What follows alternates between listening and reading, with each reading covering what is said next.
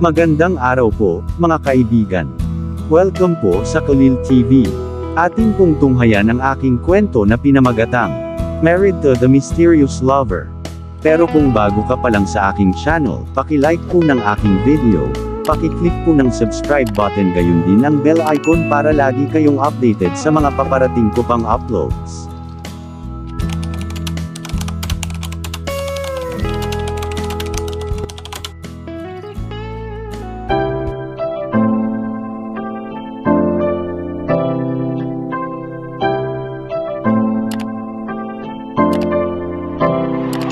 Kalil TV.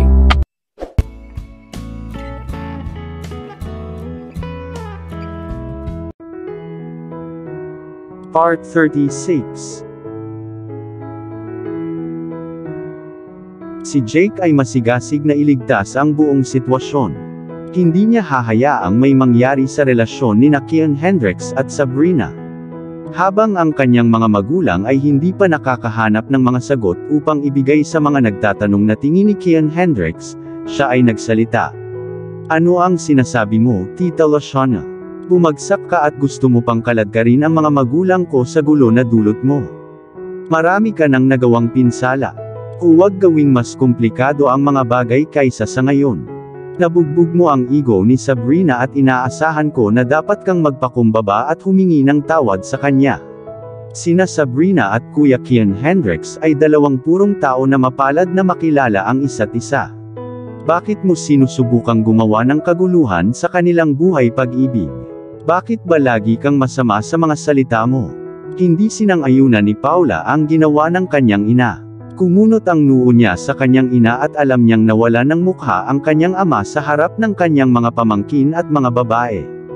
Nakipag-usap ako sa kapatid ko. Lashana, nakikinig ka ba sa usapan namin? Tanong ni Jaime. Hindi mo kailangang tanungin si Tita Lashana na parang isang kriminal. Hindi dapat ako nandito. Aalis na ako, sabi ni Sabrina at tumayo. Naglakad siya palabas ng walang pigil at sinundan siya ni Kian Hendricks. Tumingin si Jake kay Rita at sinabing, "Let's go." Mabilis na tumayo si Rita na sabik na sanang umuwi at sinundan si Jake. Ngunit nakita nila si Kian Hendricks na nakikipag-usap sa mahinang tono kay Sabrina. "Jake, kunin mo at ibigay sa akin ang mga batang lalaki," utos ni Kian Hendricks. Muli siyang humarap kay Sabrina at nagpatuloy sa pagsasalita sa mababang tono. Nang dumating ang mga batang lalaki, inilagay sila ni Kian Hendricks sa passenger seat at hinawakan ang pinto para makapasok si Sabrina. Isinara niya ang pinto bago lumakad para umupo sa likod ng manibela. Nag-walk out sina Rosemary at Antonio ngunit makikita ng isa na malungkot sila. Ang paraan ng pagtatapos ng araw ay isang bagay na hindi nila naisip. Nakita ni Antonio ang kanyang mga anak na lalaki na nagmamaneho kasama ang kanilang mga babae at ang kanyang mga apo ay umalis ng walang palom na yakap mula sa kanya. Kailan pa nangyari ang ganito? Kilala ang pamilya ng De Silva na may buklod na hindi masisira. Ngunit natatakot siya sa kung ano ang mangyayari sa kasalukuyan at susunod na henerasyon ng pamilya. Maaari ba silang maging kung ano ang kanilang mga ninuno sa pagkakaroon ng isang babae tulad ni Lashana sa pamilya? Tinawagan ni Miss Ana Alvarez si Lance na dapat silang magkita sa araw na yon. Isang araw na walang pasok at sinabi niyang magde-drive siya papunta sa address. Malapit nang matapos ang kanyang 2 linggong off-duty. Ayaw niyang iwanan ang kanyang pananaliksik sa kalahating paglalakbay. Tinawagan niya ang kanyang mga magulang at ipinaalam sa kanila na ang kanyang pagdating ay nasa ilalim pa rin ng posibilidad. Hindi siya sigurado kung makakadalo pa siya. Kung tinawagan siya ni Miss Ana, ipinahihiwatig nito na mayroon siyang magandang balita para sa kanya. Nagmaneho siya papunta sa kinaroroonan ni Miss Ana. Sinabi niya sa kanya na makipagkita sa kanya sa isang liblib na lugar, malayo sa lungsod. Walang oras dumating si Lance. Nakasuot siya ng itim na pantalon sa ibabaw ng asul na sando na may backpack. Nagsuot siya ng shade at sinuklay ang kanyang buhok hanggang sa likod. Mukha siyang nakadisguise. Si Miss Ana ay nakaupo sa isang sulok, ang kanyang masining na makeup at ang transgender na damit na suot niya ay hindi siya nakikilala. Pumasok si Lance sa hotel at tumingin sa paligid. Nakita niya ang isang lalaki na nakaupo sa isang anggulo at sinenyasan niya ito. Lumapit si Lance ngunit hindi niya namamalayan na ang lalaking dinadaanan niya ay si Miss Ana Alvarez. Natutuwa akong nagawa mo ito, Dr. Lance, nagsalita si Miss Ana na inaakala ni Lance na isang lalaki. Tumayo si Lance at hindi sumagot sa kanya. Tumingin siya ng malapitan at ngumiti ng mahina. "Hello Mr. Ana Alvarez." Sagot ni Lance at umupo. Sinadya niyang ginamit ang titulong Mr. Umiti si Miss Ana. Matalino ang doktor. Nakilala niya ito kaagad. Nagkamay sila at nag-order ng drinks si Lance. Inihain ang mga inumin at naglabas si Miss Ana ng ilang mga dokumento mula sa ilalim ng kanyang damit. Inilagay niya ito sa desk, at kinuha ni Lance at inilagay kaagad sa kanyang backpack. Ang buod ng lahat ng nakuha ko ay makikita sa mga dokumentong iyon. Ngunit mayroong isang tao na may natitirang mga sagot sa iyong mga tanong, paliwanag ni Miss Ana. Salamat sa pagtulong sa akin sa mga pahiwatig, wika ni Lance. Nag-transfer siya ng pera sa account niya at nagpaalam silang dalawa. Hinintay ni Lance na umalis muna si Miss Ana at nanatiling nakaupo hanggang sa matapos ang kanyang inumin. Gusto niyang malaman at hindi siya mapakali hanggat hindi siya nakakakuha ng mga sagot. "Ano ang gusto ninyong kunin mga bata?" tanong ni Kian Hendricks. Tiningnan niya ang tahimik na nakaupong mga batang lalaki sa pamamagitan ng rearview mirror. Ang kotse ay tila napakatahimik. Walang sinabi sa iba. Ito ay isang kabuoang kaibahan sa pagdating nila ilang oras ang nakalipas. "Wala akong gusto," sagot ni Caleb. Napatingin siya sa ama at nagtama ang kanilang mga mata. Mukhang hindi rin masaya ang daddy niya. "Okay. Ikaw naman Khalil?" tanong ni Kian Hendricks. Hindi man lang umimik si Khalil, umiling lang siya, tanda na ayos lang siya. Dahil doon ay mas lalong lumubog ang puso ni Kian Hendricks sa pagkabigo. Ang mga batang lalaki ay masigla, masayahin na mga lalaki na hindi binabaliwala ang mga ganoong katanungan. Noon, sasagot sila sa pamamagitan ng pagbibigay ng iba't ibang merienda at masarap. Pero ngayon, wala silang gusto. Ang mga bata ay may malambot na lugar at hindi nagtatanim ng sama ng loob sa mahabang panahon. Ngunit nakita nilang humihikbi ang kanilang ina. Mas masakit iyon kaysa sa sinabi ni Luciano sa kanila. Babayaran niya ang utang na ito balang araw, hindi niya ito hahayaang mawala. Habang nagmamaneho siya malapit sa mansion, tinanong niya, "Sa tingin niyo ba hindi ko kayo mahal?" Tanong ni Kian Hendricks na sinulyapan sila sa rearview mirror. Wala siyang sinabi kay Sabrina. Hihingi siya ng tawad sa kanya pagdating nila sa bahay. Wala siyang gustong sabihin habang ang mga bata ay nakaupo sa likuran na may malamig na ekspresyon. Walang sumagot sa kanya sa mga batang lalaki. Hindi na siya muling nagsalita hanggang sa makarating sila sa mansion. Pinart niya ng maayos ang sasakyan at lumabas. Binuhat niya ang mga batang lalaki pababa. Bago siya lumakad para hawakan ang pinto para kay Sabrina, binuksan niya ang pinto at lumabas, lumampas sa kanya papasok ng mansyon. Naglakad siya sa likod ng mga batang lalaki papunta sa mansion. "Pupunta ako para ipaliwanag ang ilang bagay sa inyo mamaya. Pero ngayon, kailangan kong makausap ang mommy niyo," sabi ni Kian Hendricks at hinalikan ang kanilang noo. Mukhang nasiyahan ang mga batang lalaki nang sabihin niyang kakausapin niya ang kanilang mommy. Isang malabong ngiti ang sumilay sa kanilang mga labi at sinundan niya sila sa kanilang quarter. Tinawag niya ang master ng kanilang bahay at sinabi sa kanya na huwag hayaang mawala ang mga bata sa kanyang paningin. Walang sinuman ang maaaring makakita o makausap sa kanila maliban sa kanya at kay Jake. "Paano naman si Madam?" tanong ng master ng kids quarter. Binigyan siya ni Kian Hendricks ng nakakatakot na titig at nanginig siya. Ang tanga niya sa pagtatanong. "Oo, President De Silva. Ikaw lang at ang pangalawang master ang makakakita sa kanila." Muling binasa niya ang utos ni Kian Hendricks at iniyuko ang kanyang ulo na hindi naglakas loob na itaas iyon. Tumalikod si Kian Hendricks at naglakad palayo. Mabilis siyang bumalik sa main mansion at dumiretso sa kwarto.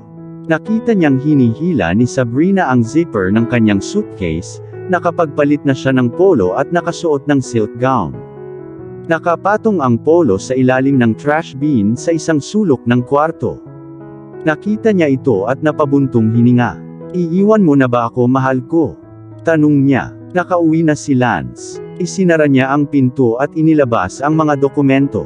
Nakita niyang may ilang papel na pinagdikit. Binasa niya ito at kumuha ng isang baso ng kape. Pumunta siya sa kanyang pag-aaral at kinuha ang mga dokumento, maingat na binasa ang mga ito. Ang ilan sa mga impormasyon ay mga bagay na alam na niya. Dinala ang sanggol sa bahay ampunan na 1 buwang gulang. Ang babaeng nagdala ng sanggol ay hindi naghulog ng kanyang impormasyon at pagkakakilanlan. Pagkalipas ng ilang araw, isang malaking halaga ng pera ang ibinayad sa account ng bahay ampunan ng isang hindi kilalang kasama, at maya-maya ay may kasunod na liham na ito ay pera na ginamit upang bilhin ang buhay ng bata. Ang imbestigasyon ay ginawa at ang pera ay natuntun sa mga detalye ng nagpadala. Ang direktor lang ng orphanage ang nakakaalam ng lalaking iyon. Hindi niya isisiwalat ang pagkakakilanlan ng lalaki sa sinuman. At isang araw, isang babae ang dumating at sinabing ang batang lalaki, na ngayon ay ilang taong gulang, ay kanyang anak. Sigurado siya at humihikbi pa nga, sumigaw, at nakiusap na ibalik nila sa kanya ang kanyang anak. Siya ay tinanggihan at sinabihang magdala ng ebidensya o patunay ng pagmamay-ari niya ang bata. Sinabi niya na kukuha siya ng result ng DNA at pahintulot ng pulisya na kunin ang kanyang anak. Pero hindi na siya bumalik. Makalipas ang ilang araw ay nabalitaan nilang patay na ang babae. Siya ay nabangga ng isang walang ingat na driver at wala nang humahanap muli sa bata. Lumabas sa imbestigasyon na tumawag ang direktor sa isang partikular na tao habang umalis ang babae. Nakita siya ng matron na tumatawag at nakikinig siya sa kanilang usapan. Sinabi niya na narinig niya ang kanyang sinabi na isang babae ang dumating upang hanapin ang batang lalaki. Ano ang dapat nilang gawin?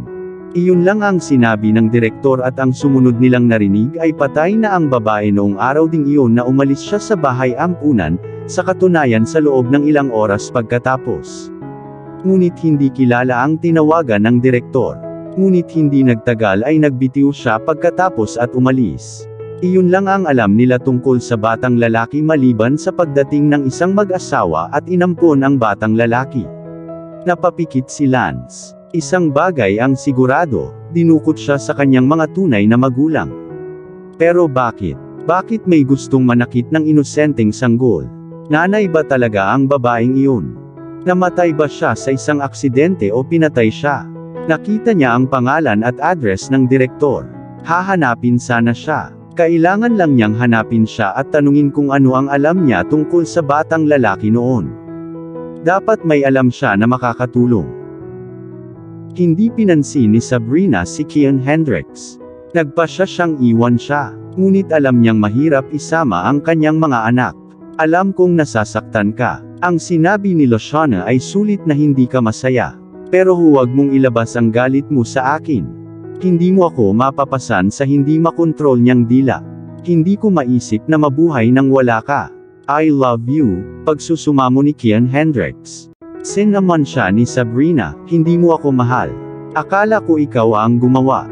Hindi ko maisip kung paano ako napunta sa iyo. Mahalin ka at ibigay ang sarili ko sa iyo. Muli niyang pinunasan ang mga luha at kinuha ang kanyang suitcase, gusto nang umalis. Nakagat ni Kian Hendricks ang ibabang labi.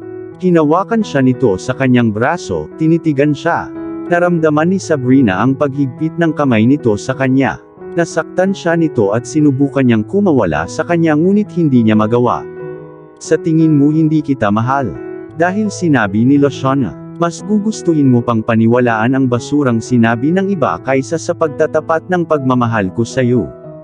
Tanong ni Kian Hendricks. Hindi siya nagsisinungaling kahit kanino. Ngunit kinasusuklaman niya ito kapag hindi siya pinaniniwalaan. Hindi niya matiis kapag pinagdududahan siya. Hindi mo kayang pabulaanan Kian Hendricks nang tanungin ka ni Loshana kung hindi mo ako inaako. Sabi mo hindi ba? Saway ni Sabrina sa kanya. Sinabi ko ito bilang panangga para masira ang engagement namin ni Yolanda. Hindi pa nga kita nakikilala nung nagdesisyon ako. Para makita nila ang mga dahilan kung bakit hindi ko kayang pakasalan si Yolanda habang may mga anak ako sa ibang babae. Hindi ko hahayaang tawagin ng iba na illegitimate ang mga anak ko. Tapos nakilala kita, nagustuhan kita agad. Ngunit kahit na mayroon tayong ilang mga pagkakaiba sa simula, narito tayo ngayon. Dapat ay pinuntahan ko si Yolanda at hayaan ang ating mga anak na tretuhin ng kaliwang kamay dahil gusto ng aking asawa na magkaroon ng kanyang mga anak. Itinuturing mo ba ang interes ng ating mga anak na higit pa sa katarantaduhan na pinupuno sa iyong ulo ni Luciana? Naghintay ako, nagtagal sa aking pangako sa kanya hanggang sa ngumiti sa akin ang kapalaran at nakilala kita at ang mga bata. Ngayon, sinabi kong mahal kita at hindi ka naniniwala. Ikaw ang una at nag-iisang babaeng nakipag-sex, nakipag-commit at minahal ko. Ilang beses na tayong nag-sex kagabi tapos hindi ka pa rin naniniwala na mahal kita. Gusto mong umalis at iwan ako ng tama, sige, umalis ka na. Pero hindi ako titigil na mahalin ka dahil hindi ko mapigilan. Isa lang ang hiling ko, huwag mong paghiwalayin ang mga anak ko sa akin, paliwanag ni Kian Hendricks na nakadikit pa rin ang mga mata sa kanya. Itinulak niya si Sabrina sa dingding at idiniin ito ng dalawang kamay sa magkabilang gilid. Natahimik silang dalawa, walang sinabi sa isa't isa. Walang imik si Sabrina. Hindi niya alam kung paano sasagutin ang mga sinabi nito. Alam niyang mahal siya nito pero bakit hindi niya sinabi sa mga magulang niya na hindi niya inaako ang pananagutan ng ama niya na mai-inlove siya sa kanya. Ang kanyang mga anak ay ang mga young masters ng pamilya ng De Silva. Kung si Kian Hendricks ang nauna kay Yolanda, hindi sila magkakaroon ng ganoong titulo dahil sila ay masasabing illegitimate. Sinubukan niyang itulak palayo si Kian Hendricks at kalmahin ang sarili sa kung saan ngunit hindi man lang ito kumikibo kahit gaano pa siya nito itulak. Sasampalin na sana siya nito nang hawakan nito ang kamay niya at hinila siya patalikod. Bumagsak si Sabrina sa kanyang dibdib at inilagay niya ang kanyang kamay sa kanyang manipis na baywang, na nakataas sa kanya. Ramdam na ramdam nila ang tibok ng puso ng isa't isa. Nagtaas ng panga si Kian Hendricks kaya napaangat siya ng tingin. Pakawalan mo ako. Nagpoprotesta si Sabrina ngunit yumuko si Kian Hendricks at dinakip ang kanyang mga labi. Inilalabas niya ang sama ng loob sa kanya habang hinahalikan siya nito. Pinarurusahan niya ito dahil hindi siya naniwala. Kinagat-kagat ni Sabrina ang kanyang labi ngunit patuloy siyang hinahalikan ni Kian Hendricks. Pareho silang may lasa ng dugo sa halik pero hindi siya tumigil. Maya-maya, naging passionate na siya. Nakita ni Sabrina ang pagkakaiba. Hinila niya ito ng mahigpit sa sarili at naramdaman ni Sabrina na mawawalan na siya ng hininga. Pinakawalan siya nito saglit na nagbigay daan sa kanyang paghinga sa hangin at muli itong namula. Tinalikuran ni Sabrina ang kanyang ulo at tumanggi na i-kiss siya. Halikan mo ako, utos ni Kian Hendricks. Siya ay papunta na magkaroon nito sa kanyang buo. Hinawakan niya ito ng mahigpit at hinintay na maging sunod-sunuran. Gusto kong mapag-isa, bitawan mo ako, pagtutol ni Sabrina. Gusto kong halikan mo ako ngayon, utos muli ni Kian Hendricks at hindi na naghintay ay muli niya itong bunihag ang mga labi at hinalikan siya ng matamis. Sa pagkakataong ito, mapusok niya itong hinalikan, hinaplos ang buhok nito, at idinaos ang mga kamay sa likod nito. Unti-unting bumaba ang protesta ni Sabrina hanggang sa hindi na siya muling nagpoprotesta. Hinalikan siya nito pabalik, natunaw at nag-init ang buong katawan niya sa mga halik nito. Hinalikan niya ang leeg nito at hinaplos ang katawan nito. Napukaw niya ang kanyang sarili. Ang kanyang sexual na pagnanasa ay nag-alab. Pilit na idiniin ni Sabrina ang labi niya. Pakiramdam niya ay nanghina ang mga tuhod niya habang nakahawak pa rin sa mga kamay nito. Binawi niya ang kanyang mga ngipin at hinayaan si Kian Hendricks na masira ang kanyang buong labi. Isang mahinang ungol ang nanggaling sa kanya. Hinawakan siya ni Sabrina ng mahigpit, ramdam niya ang pag-iinit sa buong katawan nito. Pinag-cross niya ang kanyang mga kamay sa leeg nito at idiniin ang kanyang dibdib sa kanya. Nag-aalab ang pagnanasa ni Kian Hendricks, gusto niya itong kunin at purihin. Gusto kita Sabrina, bulong niya sabay lagay ng mga kamay sa ilalim ng mixing silk gown niya. Hindi niya napigilan. Natuklasan niyang nakapanty lang siya sa ilalim at ginamit niya ang daliri niya, pilit na isinantabi ang pantalon at hinaplos ang kanyang mga tupi. Umungol si Sabrina, "Gawin natin Kian Hendricks." Naramdaman niyang basang-basa na siya at handa na para sa kanya. "Okay," sagot ni Kian Hendricks at dinala siya sa king-size bed. Hinila niya ang zipper ng kanyang suot at si Sabrina ay lubhang nangangailangan sa kanya. Hinila nito ang zipper ng kanyang maong at tumambad ang kanyang asul na boxer. Hindi nagtagal ay naiwang ubot-hubad si Kian Hendricks at wala na sa kanyang damit si Sabrina. Pinunit niya ang balot ng kondom, ipinasok sa kanya. Idiniin niya ang babae sa ilalim niya at masiglang pinasok ito. Makalipas ang 1 oras, kinuha ni Kian Hendricks ang kanyang telepono, binasa ito. May missed call siya at gusto niyang malaman kung sino ang tumatawag. Ito ay ang kanyang tiyuhin na si Jaime. Ayaw niya itong kausapin, kaya ibinaba niya ang telepono at hinila pabalik si Sabrina sa isang yakap. Malayo na sana ang narating ng pagtitipon ngunit sinira ito ni Lashana. Pero hindi niya alam na bumubulusok ang mansion niya sa ibaba. Nagring ulit ang phone niya. This time si Jake naman ang sumagot. "Kamusta na kuya? Napatahimik mo na ba si Sabrina?" tanong ni Jake. Saglit na sumulyap si Kian Hendricks kay Sabrina at sumagot ng "She's fine now." Naramdaman ni Jake ang kabilang panig bilang sobrang tahimik. Kung ayos lang siya, marinig man lang niya ang kanyang kausap, o mas mabuti pa, hindi dapat ganito katahimik ang kwarto. May sinabi sa kanya ang instinct niya at ngumiti siya. "Ayos lang. Bakit hindi kayo magbihis at bumaba na kayo?" pakiusap ni Jake. Malamang sila ang gumagawa nun kaya naman hindi sinagot ni Kian Hendricks ang tawag ni Uncle Jaime na ikinabahala ng huli. "Ano?" tanong ni Kian Hendricks. Alam niyang nahulaan ni Jake na nagtatalik sila. Ang batang iyon ay malamang na isang wizard sa kanyang nakaraang buhay. Ibig kong sabihin, bigyan mo siya ng pahinga at para maipagpatuloy mo to sa gabi, pang-aasar ni Jake. Tumawa siya sa kabilang linya at ngumiti si Kian Hendricks, "Badass," at ini-end ang tawag.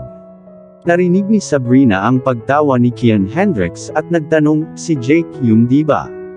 "Oo," sagot niya. Nagulat siya nang tumawa ito pagkatapos kausapin ang kapatid.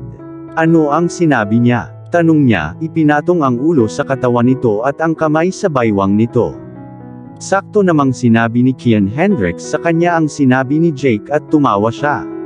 Medyo nakakatawa si Jake at tama ang hula niya. Hinalikan ni Kian Hendricks ang kanyang noo at nadulas mula sa ilalim ng kubrekama. Siya ay may perpektong katawan at ito ang pangalawang pagkakataon, nakita ni Sabrina ang kanyang kahubaran. Ang kanyang tiyan ay patag na may manipis na baywang. Mahahaba at mabalahibo ang kanyang mga binti ngunit tila may kalamnan. "Gaano ka kadalas pumunta sa gym?" tanong ni Sabrina, papasok pa lang sa banyo. "Kung gaano kadalas ako may pagkakataon," sagot ni Kian Hendricks at sinulyapan siya bago pumasok. Umayos siya ng upo at itinaas ang kubrekama, tinitigan ang nasisiyahan niyang katawan. Nagalit siya at gusto nang umalis ngunit sa halip, napunta sa kanya. Hindi na siya makakatakas sa kanya. Mahal na mahal niya siya. Umaasa siya na hindi siya makakatagpo ng ilang mga hadlang sa kanyang paraan habang siya ay nananatili sa kanya. Hindi niya iisipin na gugulin ang natitirang bahagi ng kanyang buhay kasama siya at ang kanilang mga anak. Mabilis iyon, ngunit lumabas si Kian Hendricks. Nagtali siya ng tuwalya sa bewang at nagpatuyo ng buhok. Hindi nagtagal ay nagbihis siya ng short sleeves na sando at pantalon. Inayos ang buhok bago lumingon kay Sabrina. Siya ay kaakit-akit tingnan sa kanyang shirt. Kinahangaan niya siya. Pinkish ang labi niya maliban sa red spot kung saan siya kinagat. "Sorry, kinagat ko ang labi mo," paumanhin ni Sabrina. "Wala lang, it's only an indication na naging intimate tayo," sagot ni Kian Hendricks. Namula si Sabrina at umiwas ng tingin. Nakita ito ni Kian Hendricks at tumawa ng malakas. "Pagtapos ka na mag-blush, salubungin mo ako sa ibaba para mananghalian." Habang isinara ni Kian Hendricks ang pinto, naramdaman ni Sabrina ang pagkirot ng kanyang tiyan. Kakain na sana sila ng tanghalian bago pumasok si Lashana, at nagkawatak-watik. Lumabas siya sa ilalim ng kubrekama at naligo. Nakita niya ang mga marka ng halik na naiwan sa kanyang dibdib. Hindi ito magagawa ni Kian Hendricks nang hindi nag-iiwan ng marka. Bumaba si Kian Hendricks at nagulat, nakaupo na ang kanyang mga magulang at tiyuhin. Pumasok si Jake habang hawak ang mga batang lalaki at masayang nakangiti. Tumigil siya at tumayo sa ibaba ng hagdan. Napatingin siya sa lahat ng nakaupo at nakita niyang kumpleto ang bahay. Nandoon din si Lashana at si Paula. Ipinagpatuloy muli ng mga batang lalaki ang kanilang masasayang sandali kasama ang kanilang tiyuhin. Bakit sila dumating at gaano na sila katagal dito? Tiningnan siya ng matanda at nakita niyang mukhang kalmado at hindi galit na galit siya bago umalis sa mansyon ng De Silva. Ngunit nang makita ang pulang spot sa kanyang labi, nahulaan ng lahat kung ano ang nangyari. Ano ang utang ko sa pagtitipon na ito sa aking mansyon? Tanong ni Kian Hendricks na walang ekspresyon. Lumapit siya at tiningnan lahat ng nakaupo. I advise na pumunta tayong lahat dito. Mali si Lashana at inamin niya. Handa siyang humingi ng tawad kay Sabrina tapos dito na natin ituloy ang pagtitipon, paliwanag ni Antonio. Napangiti ang matanda. Alam niya ang ugali ng kanyang anak kaya kinailangan niyang ayusin ito sa araw na yon. Magiging kalmado si Kian Hendricks at walang sasabihin ngunit maaari siyang maging mabisyo kapag gusto niyang maging masama. Exactly Kian Hendricks anak. Huwag nating hayaang masira ang ating masayang pagtitipon ngayong taon, tumango si Rosemary. Napatingin si Kian Hendricks sa kanyang mga magulang. Alam niyang sinusubukan nilang patawarin niya sa sinabi ni Lashana kay Sabrina. Kian Hendricks, pasensya na. Kasalanan ko. Please, pwede ko bang makita si Sabrina para makahingi ako ng tawad sa kanya? Sabi ni Lashana. Parang may kinakatakutan siya. Mansion ko ito, hindi mansion ng De Silva. Bakit hindi ako na-inform na pupunta kayo? And besides, walang gathering na pwedeng gawin dito, deklara ni Kian Hendricks. Bakit hindi namaalaya ni Lashana na mali siya at humingi ng tawad kay Sabrina habang nandoon pa sila? Sa tingin ba nila madali siyang ma-brainwash? Ilang beses kong sinubukang tawagan ka, pero hindi mo sinasagot ang phone mo. Kaya sumama ako sa iba para ituwid ang pagkakaiba ni Lashana at Sabrina, paliwanag ni Jaime. Maaaring hindi niya alam noon, pero ngayon, naiintindihan na niya kung bakit hindi sinasagot ng pamangkin niya ang kanyang telepono. Ito ay karaniwang isang mahalagang oras at walang tao ang handang tumugon sa isang kaguluhan sa oras na iyon. Walang pagkakaiba sa pagitan ng aking kasintahan at Lashana. Pero bakit mo siya papapasukin sa mansion ko? Naiinis na naman si Kian Hendricks. Oh no Kian Hendricks, please lagi na tayong mabait sa isa't isa. Kung may nakagawa ng mali at napagtanto ito, hinahayaan natin ito at sumulong patungo sa mas maliwanag na kinabukasan. Si Rosemary ay nagsermon sa kanyang anak. Nagbihis si Sabrina. Nakashort siya ng isang taong walang armas at ginawang nakapusod ang kanyang buhok. Casual ang suot nito at ang sweet at romantiko niyang tingnan. Nagsuot siya ng sapatos at nagpa siya na samahan niya si Kian Hendricks sa tanghalian. Gutom na siya at kailangan niyang ibalik ang isang bahagi ng kanyang lakas na ginamit sa pagmamahalan.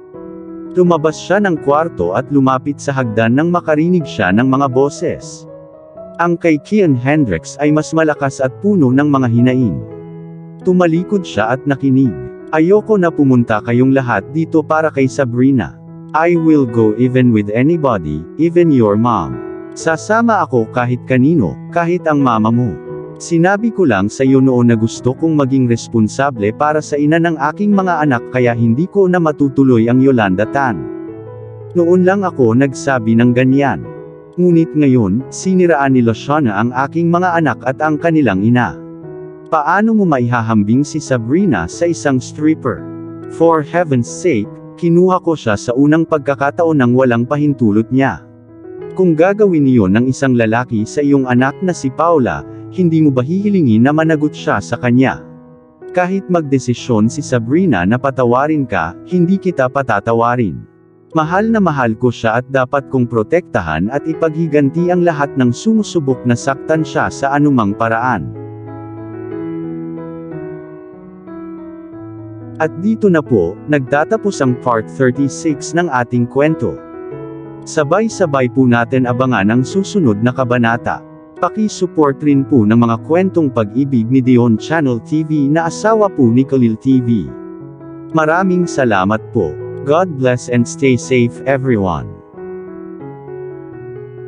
Shout out po sa ating mga kaibigan na sina Nora Abdul Qadir of Bahrain, Adelita Sherikian of Jerusalem, Israel, Marian Sushon of America, Mary Ann Bakat of Abu Dhabi UAE, Nelly Gallo of Canada, Abun Shoji of Japan, Anna U. Powell of Florida, USA, Evangeline Caballero of Kuwait, Emma Morgan of Kent, Seattle, Washington, USA, Evain Loha of Hong Kong, Annalisa Trinidad of Guagua, Pampanga, San Matias, Minda Adlawan of Davao City, Marivic Barquil of Kuwait, Lorena Barbosa of Moscow, Russia, Luz Tua of Israel, Trinda Sotelo of Umingan, Pangasinan, Teoni Villaris of Hong Kong, Simpatica of Singapore, Darkman Ed at Mimi of Canada, Devora Valdez of Singapore, Diana Francisco of UAE, Connie Maximo of Taiwan,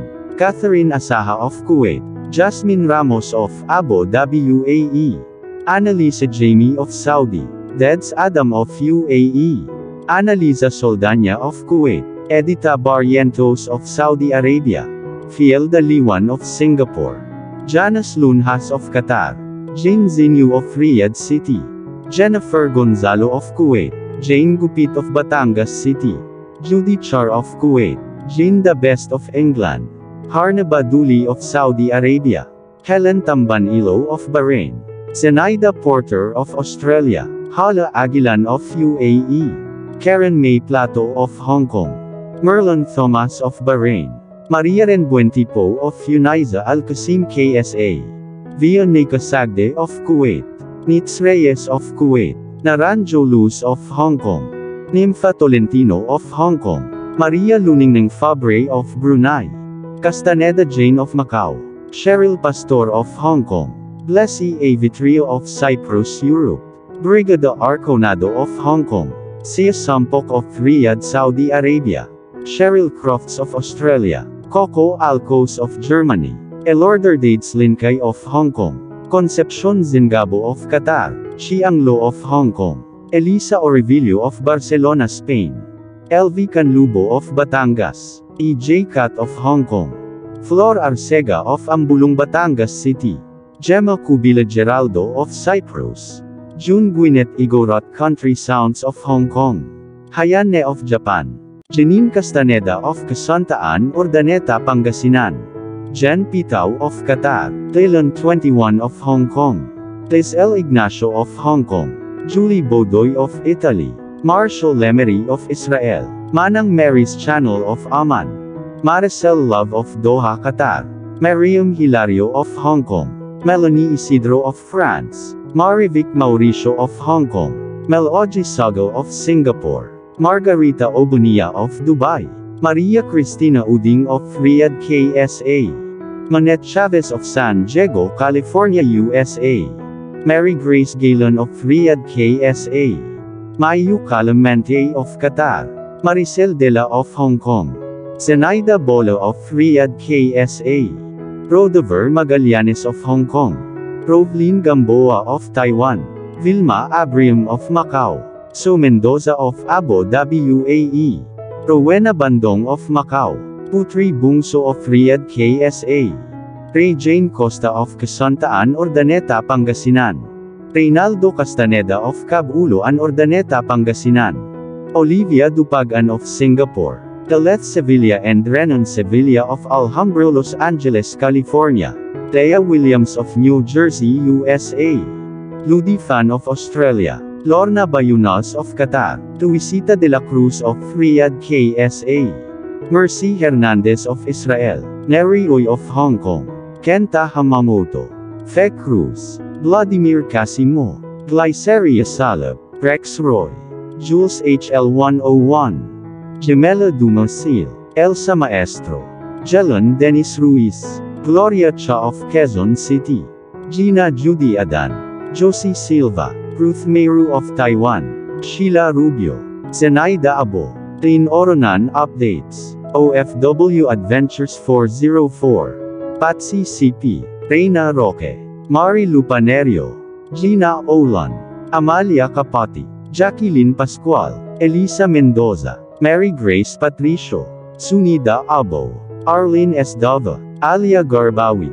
Arceli Alvaro, Angelo Cabrera, Alan Van Dinter, Alma Estures, Adnal Alods, Alma 1027, Angelica Fabroa Montajes, Azumi 12 Gamang, Alma Buena, Angelo Fuchs, Boots Gabriel, Boleza Buenaventura, Babylin Ramirez, Begs General Udin, Beth Fernandez, Dear Lady Love TV, Debbie De La Roca, Shunli Diaries, Love Top Secrets, Twin Angels TV, Churito Flores, Conchita Alcos Rage, Cynthia Neva, Carmel Tagupa, Cher Blanche, Charlene Canete, Comwat May 2020, Dina Moises, Divina de Guzman, Delia Kinain, Dorsey Mendoza, Didang Soaban 03, De La Cruz Aloha, Ellen Juanilo, Eve Tisoy, Esther Serdancilo, Emerita Ariola, Eileen Montalvo, Edna Vinger, Aditha Barrientos, Elizabeth Plagaria, Gloria Abihiro, Femalig Onlina, Francis Grace Villegas, Fena Veros, Raquel Calao, Feli Upai, Grace Soco, Feli Cockle, Girly Bautista, Jenny Cabanca, Spice 221, Gemma Valmonte, Gloria Balan, Jin Kyle Alonzo, Girly Gina, Margarita Lagumbay, Grace Soco, Imelda Palma, Grace Villarta, Hani Habibi, Sons OFW Vlog, Helen Santiago, Imelda Palma, Sassy TV, Imelda Castillo, Jenny Joy Ruiz, Juliet Tamayo, Rose Bulak, Jeff Felgayo, Jomelon Angelical, Jennifer Bilo, Jeannie Malig On, Jeliv Guevara Ganelo and Family, Prince Ravai Olive Apple, Papa Apple, Jake Osmond and Daddy Sam, Jussie Baking, Vilma Laganzad, Jennifer Alamada, Joyet Barrientos, Kat Pablo, Leilani Cordero, Leonora Laban, Rina Ayo, Teresita Arevalo, Luz Templo Nuevo, Deleth Ace-Veda, Lena Palail, Lorna Friele, Teonila Montemayor, Leonard Brown, Delen Aquino, Lucy Laman, Lynn Morales, Rija Sabihon, Marizel Varona, Madel Fuerzos, Merlon Basarte, Mirna Catinina, Miss B, Marivic Malyosa, Madam Tinapay, Melody Espanola, Maricar Martinez, Mary Jane Ralutin, Make a Story, Marcus TV, Marites Laduon of Israel, Malu Gakyusana, Mavic Mauricio, Maria Felisa Pechan, Melvin Medjano, Maria Bing Tolentino of Hong Kong, Norlene Colina, Nenito Osada, Neri Javier, Nelly Ibanez, Rosemay Oxen, Rowena Blancada, Rhonda Carion, Razel Gin Caliaen, Remilin Saliat, Rosie Paquiausi, Regilan Santos, Ruth Tambagahon, Rubili Balbon, Rosita de la Torre, Rodney Santiago, Raquel Epe, Regina Ward, Sydney Hassam, Sherlon Reneba, Shirl Pasakay, Sazith Oikawa, Susan Naval Castro, Susan Veril, Shanine Linas, Teresita San Luis Malyari of Italy, Vilma Sakin, Vina Angeles, Vilma Mariano, Yasrina Abdullah, Ruby Pedrajas, Yams, Zed to Go, Marietta Minada of Negros Occidental, Elsa Dishman of Kentucky, USA, Aida Silvestre, Marisa Vinals, Marifi Cuarez, Maribela, Maricel Lara, Rose Labor, Mariben Montajes, Sur Aida Minalin Raja Muda Makagkalat Salmo of Upper Bikutan Taguig City, Aloha de la Cruz, Angela Villapa Sibayan at sa mama niya na si Jesusa Sibayan of Villamor, Evelyn Leopoldo, Eileen Paloa, Jana Ray Castaneda of Dubai, Nancy Arena of Macau, Angela May Texon, Diane Lauretti, Celine Piger, Christine Cotivo of Aman, Malu Pineda of Dubai, Lilian Madria, Alma Chano Padsuyan, Loida De Castro, Marlene Lopez, Lerma Carbunco, KW Star, Mary Lou Antipwesto of Tagum City, Davao. Mariam Dulay Carion. Rakila Yakan. Jergine Alvanes. Josh Lee. Rodrigo Alvarado. Rose Ellen Fernando. Therese Vivian Cotahan. Aida Bormolado. Zia Lee Aquino of Kuwait. Edison Cadawas. Irene Garcia. Yuyu of Riyadh, Saudi Arabia. Tapina Maris of Antipolo City. Cheryl Bunye of Kuwait. Jerilyn Manian. Betty Losnum. April Neria. MRFM Fertz. James Peter Judila. Lynn Chain. Annie Brown. Norhana Pagayaw of Saudi from Matalam, North Cotabato. Juvilin Salisali of Singapore. Perlita Bagayan of Hong Kong. Selma Franco Villa Cruces of Spain. Josephine Bautista. Rowena Vargas at sa kanyang pamilya sa Rizal. Joy Serrano of Saudi. Samar Biang of Kuwait. Frankie Love of Singapore. Grace Pelias. Aloha Nevet. Cherry Lorono. Lady Ann Blanca. Maricar Yasay. Millie Stauffenberg. Diane Laborte. Nenita Osada of Japan. Michelle de la Cruz of Hong Kong. Tony Bless TV. Princess Espanti. Abdon family of Iloilo.